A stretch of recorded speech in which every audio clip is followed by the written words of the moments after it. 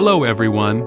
Today, we will explain the wiring of display instruments and the setting of high and low alarm for relay alarms. Let's show the wiring method and alarm setting for single-channel display instruments. Single-channel display instrument with wiring definition diagram and pin definition diagram at the bottom. Then our sensors are usually adapted to 4 to 20 mA output, with the red wire connected to pin 12 and the black wire connected to pin 11. At this point, the sensor connection is complete. The next part is to complete the wiring of the power supply, as our single-channel display instrument has two power supply methods. One is 2,4 VDC, and the other is 2,2 OVAC, corresponding to pin 2, pin 3. You can also check it.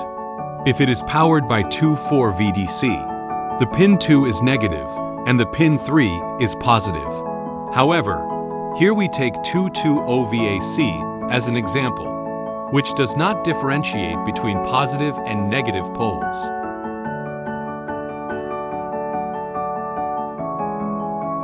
Now start connecting the power cord. The sensor is now powered on, and the temperature displayed on the instrument is the real-time temperature.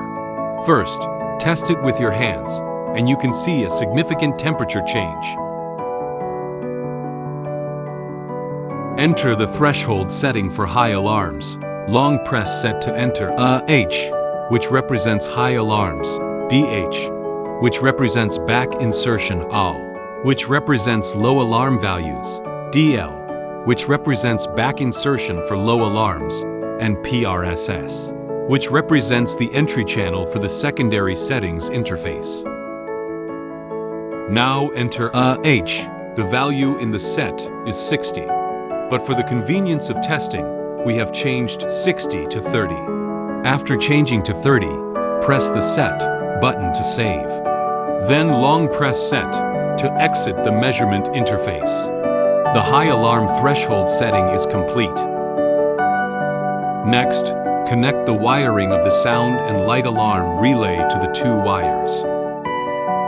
The sound and light alarm is powered by 2,2 OVAC, which is the same as the instrument power supply. We can share 220 volts power supply here. Here, connect one wire to the pin 2 and the other wire to the pin 5. Then, short circuit the pin 3 and pin 4 together to form a circuit. When the temperature reaches the alarm threshold, the 3rd, 4th, 5th, 3rd, and 4th corners are short-circuited. The pin 4 and pin 5 will close, and then the switch will be turned on. In this way, the sound and light alarm can work normally.